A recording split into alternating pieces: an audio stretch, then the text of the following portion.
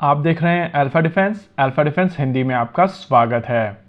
आज के इस वीडियो में हम लोग बात करने वाले हैं भारतीय वायुसेना के रफाल फाइटर जेट्स को लेकर और इस एयरक्राफ्ट को बनाने वाली कंपनी दासो एविएशन के सीईओ को लेकर। रफाल फाइटर जेट को बनाने वाली कंपनी दासो एविएशन के सीईओ हैं एरिक ट्रिपियर। ये कल मीडिया से बात कर रहे थे और मीडिया कॉन्वर्सेशन बेसिकली हो रही थी रफाल के लॉसेस को लेकर। पाकिस्तान की तरफ से ऑफिशियली क्लेम किया गया है कि उन्होंने भारतीय वायुसेना के 3 रफाल फाइटर जेट मारकर गिराए हैं और ये स्टेट का स्टेटमेंट है, यानी कि इससे ऑफिशियल पाकिस्तान में कुछ भी नहीं हो सकता। लेकिन जब उनसे प्रूफ मांगा गया तो स्टेटमेंट्स आए कि it's all over social media. वैसे सोशल मीडिया के ऊपर रफाल से जुड़ी हुई जो 2 चीजें दिखाई देती हैं वो है M88 इंजन की डेब्री जो रफाल फाइटर जेट में यूज किया जाता है और एक लॉन्चर जो मीका मिसाइल सिस्टम को कैरी कर रहा है। ये दोनों ही चीजें भटिंडा के पास मिली थी और अगर आप लोकेशन को कंपाइल करेंगे तो आपको साफ समझ में आ जाएगा कि ये एक ही एयरक्राफ्ट के टुकड़े हैं। इसके अलावा पाकिस्तान की तरफ से RB001 की जो टेल दिखाई जाती है वो फोटोशॉप्ड इमेज है और उसका इस कॉन्फ्लिक्ट से कोई भी लेना देना नहीं। ऐसे में by default Pakistan as an country यहाँ पर झूठा साबित हो जाता है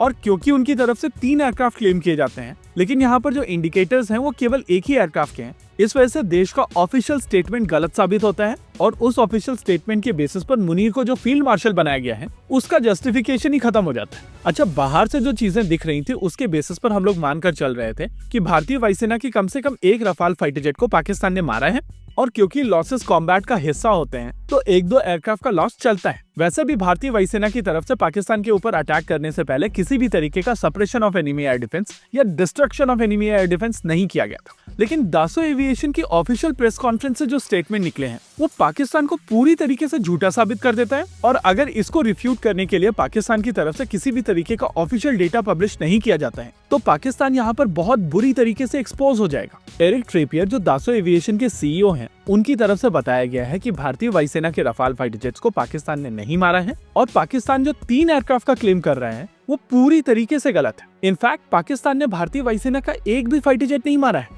एरिक ट्रिपियर के हिसाब से भारतीय वायुसेना ने पाकिस्तान के अंदर बॉम्बिंग की थी और बॉम्बिंग एग्जीक्यूट करने के बाद में जब भारतीय वायुसेना के रफाल फाइटर जेट वापस आ रहे थे तो उनमें से एक एयरक्राफ्ट में कुछ टेक्निकल स्नैग आ गया था। इस टेक्निकल स्नैग के चलते इस एयरक्राफ्ट को डिच करना पड़ा और ये डिचिंग कॉम्बैट खत्म होने के बाद हुई है, यानी कि भारतीय वायुसेना ने कॉम्बैट में एक भी रफाल नहीं खोया। अब एरिक ट्रिपियर का ये स्टेटमेंट पूरी की पूरी इक्वेशन बदल देता है और पहले जो हम लोग ये मानकर चल रहे थे कि कम से कम एक भारतीय वायुसेना का रफाल फाइटर जेट कॉम्बैट में गिरा है वो भी यहाँ पर गलत साबित हो गया है और एरिक ट्रिपियर के स्टेटमेंट के हिसाब से ये एयरक्राफ्ट टेक्निकल परेशानियों के चलते क्रैश हुआ है। अब यहाँ पर 2 चीजें, पहली या तो पाकिस्तान को इस स्टेटमेंट को पूरी तरीके से रिफ्यूट करना चाहिए और वो भी सॉलिड प्रूफ के साथ में, या फिर फील्ड मार्शल आसिम मुनीर का ये जो प्रमोशन है उसको रिकॉल करना चाहिए और बताना चाहिए कि ये झूठ के बेसिस पर दिया गया एक प्रमोशन था। नेचुरल है कि यहाँ पर आसिम मुनीर ने खुद को फील्ड मार्शल बनाया है और पाकिस्तान के प्राइम मिनिस्टर के पास में किसी भी तरीके की ताकत नहीं है कि वो ऐसा कुछ कर सके। ऐसे में अगर पाकिस्तान की तरफ से किसी भी तरीके का प्रूफ नहीं दिया जाता है तो बाय डिफॉल्ट एरिक ट्रिपियर का स्टेटमेंट सही माना जाएगा